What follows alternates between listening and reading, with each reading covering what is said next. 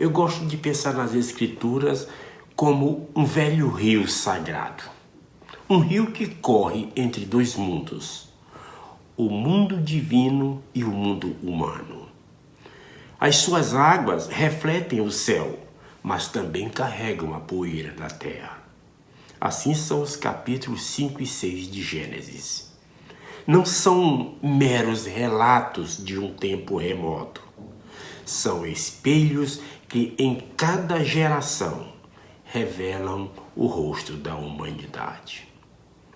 Quando caminhamos por suas margens, encontramos genealogias e idades que, mais do que simples números, contam o drama das alianças, esse compasso delicado entre a paciência de Deus e as escolhas do homem. Essas páginas nos convidam a mais do que uma leitura.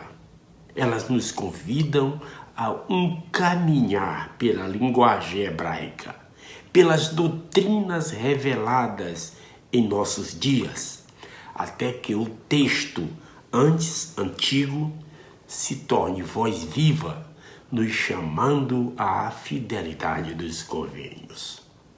No capítulo 5 de Gênesis, nós vimos a Escritura abrir o livro das gerações com uma lembrança do ponto de partida divino da humanidade. Este é o livro das gerações de Adão, no dia em que Deus criou o homem, à semelhança de Deus o fez.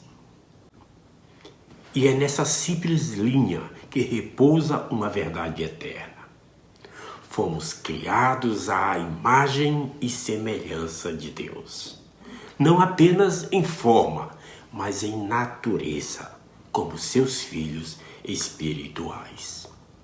A genealogia avança e o som que ecoa é sempre o mesmo. E morreu. Este é um refrão da mortalidade, um lembrete da queda. Porém, entre tantos nomes e idades, um ritmo diferente aparece, uma pausa celestial. E Enoque andou com Deus, e não estava mais, porquanto Deus para si o tomou. O verbo andar neste versículo é o hebraico alak, que significa andar e também caminhar continuamente. Enoque não teve somente um encontro com Deus, ele também viveu lado a lado com ele. O livro de Moisés explica com mais clareza quando esclarece que Sião, a cidade de Enoque, era tão justa que foi levada para o seio de Deus. Entre tantos que morreram, existe um que foi elevado. Entre tantos que caíram, existe um que subiu. Esse lampejo de santidade de Gênesis 5 prepara o cenário para o contraste devastador de Gênesis 6, quando inicia com uma nota grave. O mesmo mundo que gerou Enoque agora estava afundado em corrupção. E aconteceu que quando os homens começaram a multiplicar-se sobre a face da terra e lhes nasceram filhas, viram os filhos de Deus que as filhas dos homens eram formosas e tomaram para si mulheres de todas as que escolheram. Então disse o Senhor: o meu espírito não permanecerá para sempre no homem, porque ele também é carne. Porém, os seus dias serão 120 anos. Já não éramos poucos, agora somos muitos.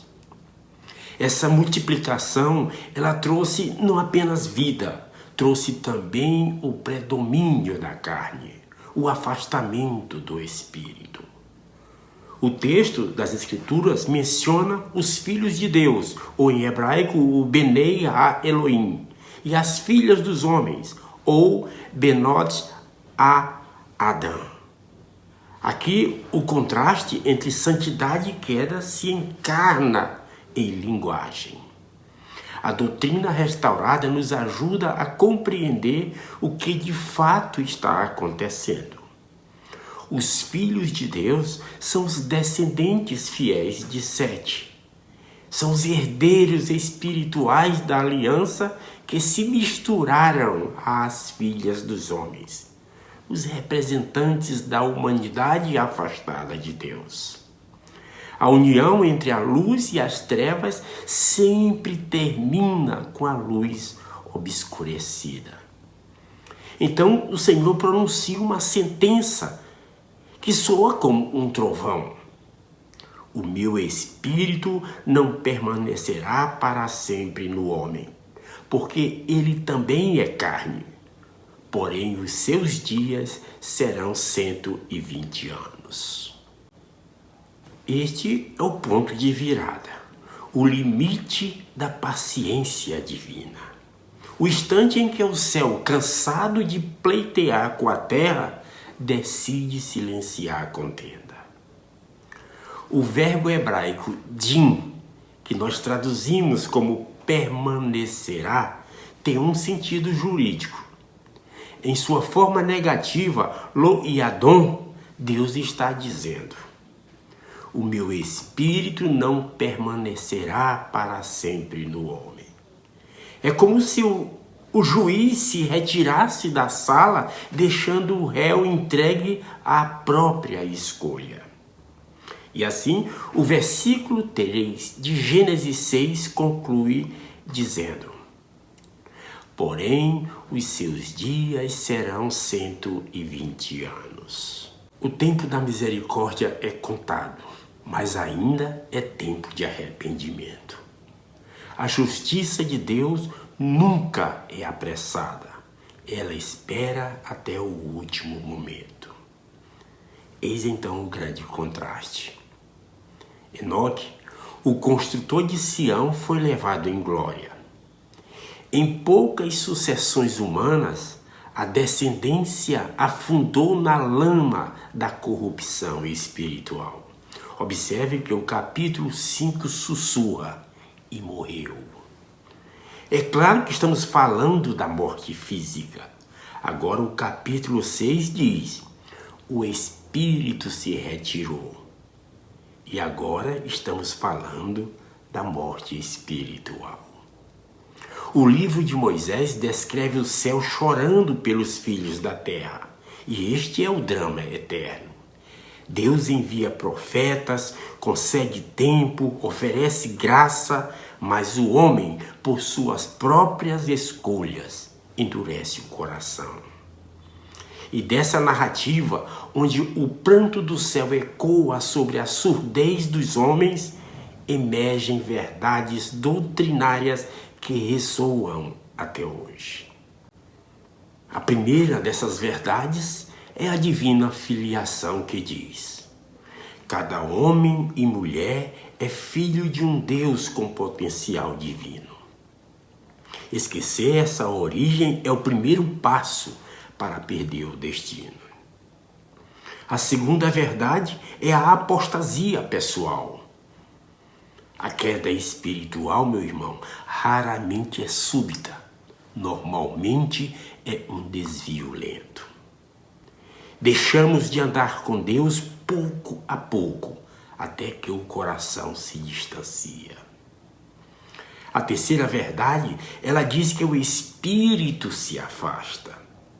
O espírito, ele é sensível, ele é santo e silencioso. Ele não habita em templos impuros. A quarta e última verdade nos diz que Deus concede um tempo para arrependimento. Os 120 anos de Noé são para nós símbolo da paciência de Deus. O dilúvio não foi um fim, foi um recomeço. E Jesus Cristo advertiu. E como foi nos dias de Noé, assim será também a vinda do Filho do Homem. Meu querido irmão, O passado se apresenta para nós como um espelho profético. Entre os longos nomes e as longevas idades de Gênesis 5, se destaca Enoque, aquele que andou com Deus, o homem que não se deixou contaminar pelos anseios da carne. Já Gênesis 6 soa como o toque de um sino bem distante, um aviso divino ecoando pelos séculos. O meu espírito não permanecerá para sempre no homem. O convite é o mesmo ontem, hoje e sempre. Caminhar com Deus. Construir Sião em meio ao caos. Escolher o espírito em vez da carne. Pois a mesma longanimidade que esperou nos dias de Noé, hoje nos chama com voz suave e firme. O tempo de arrependimento é agora, e a promessa de Sião é o destino dos fiéis que caminham até o fim. Chegamos ao final deste episódio. Obrigado, você que me assiste. Obrigado por estar aqui comigo, por me permitir te falar essas coisas. Muito obrigado. E você já sabe, te inscreve no canal se ainda não está inscrito, marca o sininho para me te avisar quando tiver vídeo novo, compartilha este link deste vídeo em teus canais, em teus grupos de WhatsApp.